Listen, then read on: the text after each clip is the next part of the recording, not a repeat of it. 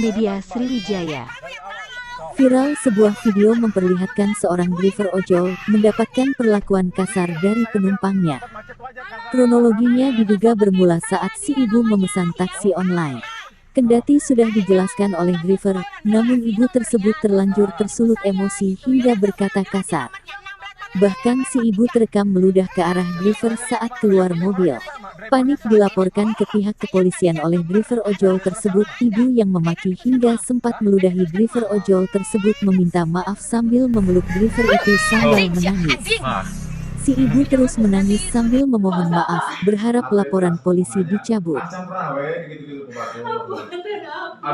Itu disebut maneh ku batu ge maneh ikut deket-deket teuing mah itu pemukul asing disebut maneh.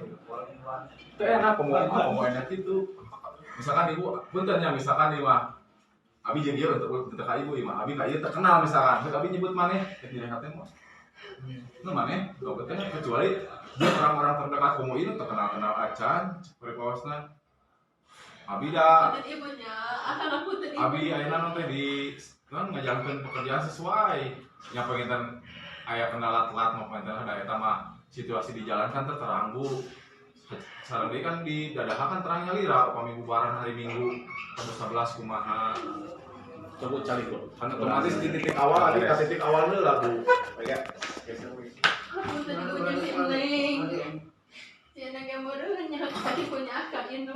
abi yang udah abi sami masing cekasana air